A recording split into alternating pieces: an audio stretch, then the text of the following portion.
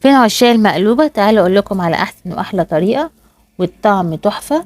لو مشيتوا على نفس الطريقة بالظبط مش ممكن، رهيبة رهيبة. ما تنسوش تدعمونا باللايك والشير والاشتراك في القناة، وتدعمونا في جميع المنصات. هنعملها بطريقة جديدة، مكونات زيادة بديها طعم تحفة. نجربها بنفس الطريقة بالظبط، هتطلع تحفة جدا. وانا مزودة معاها حاجة هتعرفوها في اخر الفيديو. بس لو زودناه بتدي طعم مختلف تاني، بتروح بينا في طريقة تانية خالص، مجال تاني خالص في المقلوبة. هنبتدي نعملها. اول حاجة هنجيب بطاطس ونقطعها ترانشات، بتنجان وهنقطعه برضو ترانشات، كوسة وهنقطعها برضو ترانشات شرايح، هنجيب برضو بصل ونقطعه شرايح بالكمية اللي انتوا تحبوها، بصتين بتنجانتين، الكمية اللي انتوا محتاجة تقدروا بيها. طماطم برضو هنقطعها طماطميتين او 3، فلفل اخضر برضو في قرنين كده او 3 برضو على حسب الكمية اللي انتوا هتستخدموها.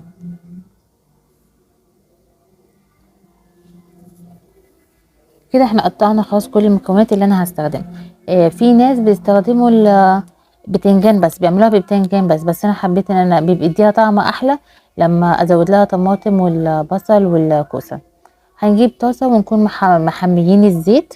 هنقلي اول حاجه البتنجان يا دوبك ياخد بس لون كده وهنشيله، هنحط الكوسه بعديها برضو لون تاخد بس لون وهنشيلها. بعد كده هنحمر البطاطس نفس الوضع برضو، هيبقى برضو تاخد لون، مش ان هي تستوى للاخر، هي بس تحميرة بسيطة ونشيلها على طول. وهنكون بقى جايبين معانا حلة تانية ونبتدي نحضر فيها تتبيلة الفراخ اللي هنستخدمها في المقلوبة. هنكون مقطعين معانا بصلتين شرايح قطع، وهننزل عليها بالفراخ بتاعتنا. اول ما الفراخ تاخد لون كده نبتدي عليها بالبهارات. بهارات كبسة معانا، بابريكا، رشة ملح، فلفل اسمر وفلفل ابيض، ورق لورا، ليمون، ومعانا 4 فصوص توم وقرفة. هنديهم تتبيلة مع بعض كده يشوحوا مع بعض. هننزل عليهم ب3 طماطمات مضروبين ومعلقة صلصة، معجون صلصة طماطم، وهزودهم مع كوبايتين مية واسيبهم يغلوا مع بعض.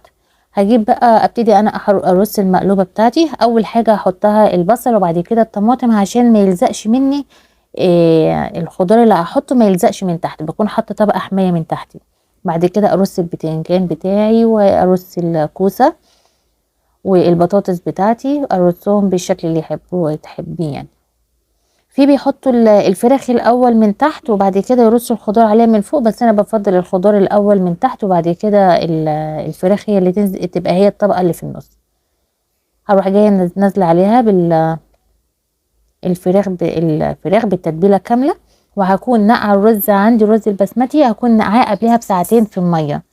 ويفضل انا بستخدم احسن اللي هو الرز الحبه الذهبي، بيبقى احلى وطعمه احلى من الرز اللي هي حبته بيضه.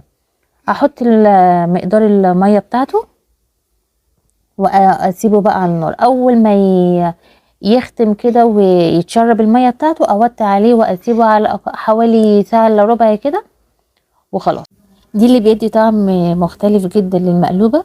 فصين توم مع قرن فلفل حامي ومعلقه زبده ياخدوا تشويحه كويسه جدا.